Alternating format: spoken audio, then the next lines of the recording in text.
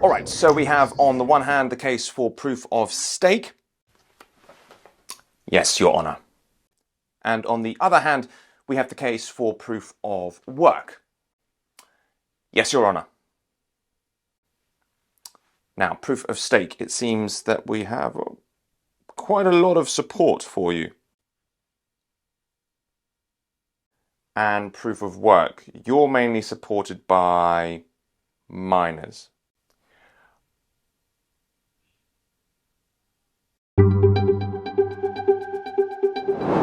Growing up is hard. That's why they talk about growing pains, isn't it? This is the first step in Ethereum's big journey toward being a very mature system. Not everyone wants to do it. There may be some take the idea of being forever young a little bit too seriously. Now, it's been about a week since Ethereum's merge was completed. It is now proof of stake, more energy efficient, supposedly more secure as well. But not all of us are happy about that. ETHW, or Ethereum Proof of Work, has now forked from the main chain, driven mainly by Ethereum miners. They've been led by prominent Chinese crypto miner Chandler Guo. In July, he'd said he was pushing ahead with this fork, but now the merge has happened. What is the case for Ethereum POW? And interestingly, how much of that could actually be about plans for US regulation? Well, let's get some of the answers from the man himself and speak to Chandler Guo, who joins us on the Daily Forkast. Chandler, you've said that proof of stake is not where Ethereum's future lies. Instead, that's with Ethereum POW. In the immediate aftermath of the merge, what are you seeing with people in terms of their desire to work with Ethereum POW? POW and POS is kind of twin brother. They both work. And is Ethereum POW still controlled by the Ethereum Foundation actually, because of the Ethereum Foundation have a lot of airdrop, ETHW, and Vitalik personally got a lot of airdrop from Ethereum, the POW. The community and the miner just keep working to keep the Ethereum POW working. That's all. Right now, the Ethereum the price is 100x of Ethereum the POW, ETHW, right? So ETHW is a 1% of the ETH. For a lot of developers, think it's just like the 2016 Ethereum. The price very low and nothing is there.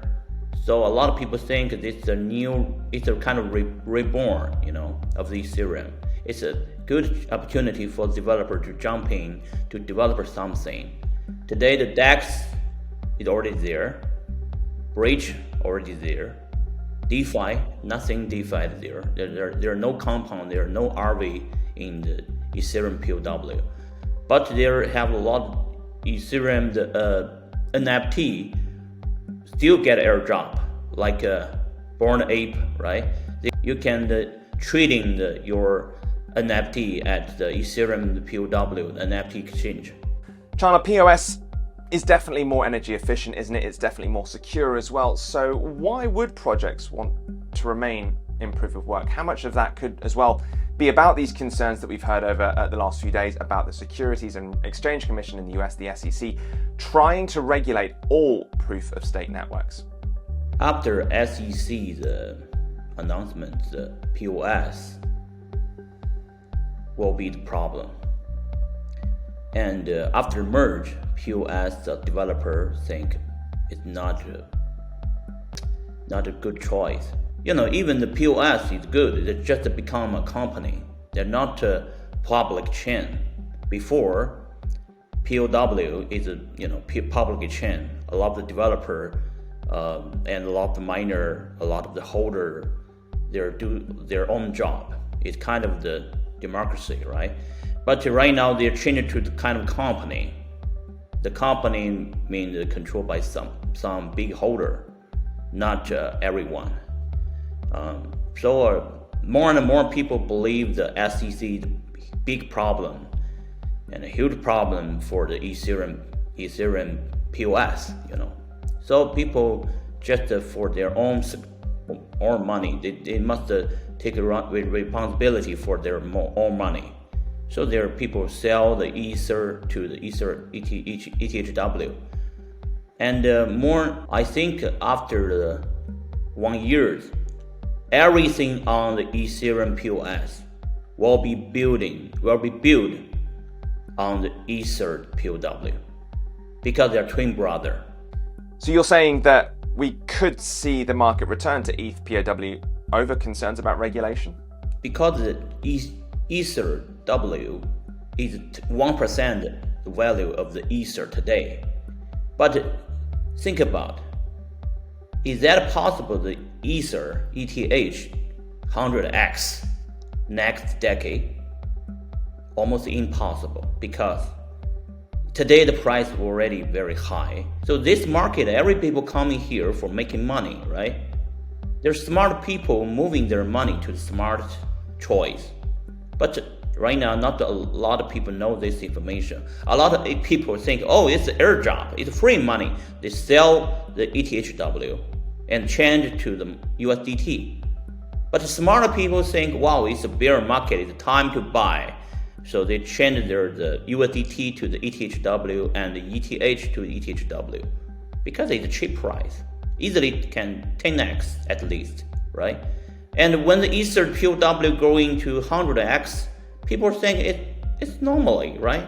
It's just $1,000, couple $1,000. It's easy for a lot of the Ether believer. Even this is the market, You need to listen to the market. It's 200 million of the trading volume. It's not a joke. Yes, I forked the Ether, the ETC before. I can fork the Ethereum POW twice, It's not difficult for me. For a lot of people think it's a joke. Now I'm telling you, it's not a joke.